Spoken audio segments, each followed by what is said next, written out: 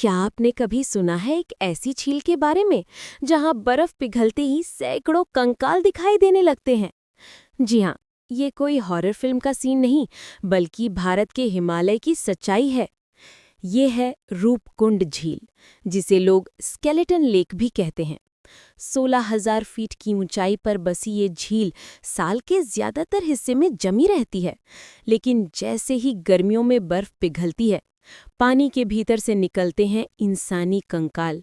और सवाल उठता है, ये लोग कौन थे, यहाँ क्यों आए और आखिर एक साथ कैसे मरे? इतिहासकारों के अनुसार ये रहस्य 1942 में तब सामने आया जब ब्रिटिश फॉरेस्ट गार्ड्स ने सबसे पहले झील के किनारे सैकड़ों हड्डियां देखीं। शुरू में लगा कि ये शायद जापानी सैनिक हैं जो द्वितीय विश्व युद्ध के दौरान गुप्त रास्तों से भारत में घुसपैठ करने आए थे, लेकिन जान से पता चला ये कंकाल सदियों पुराने हैं। रिसर्च से पता चला कि ये कंकाल लगभग 9वीं सदी के हैं। डीएनए एनालिसिस से वैज्ञानिकों को चौंकाने वाली बातें मिली।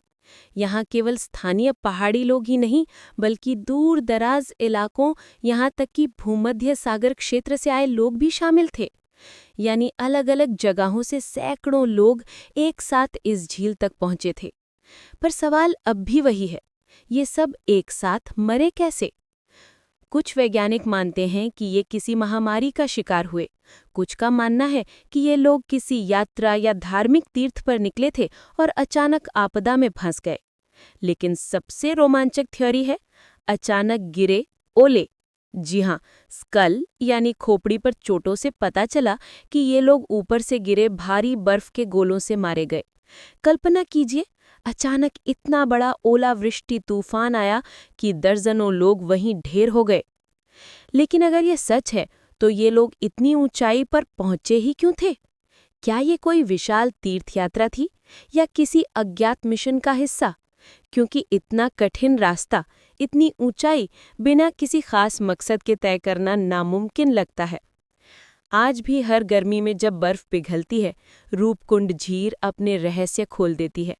सैकड़ों साल पुराने कंकाल मानो उन लोगों की खामोश कहानी सुना रहे हों जो यहाँ आखिरी बार जिंदा खड़े थे।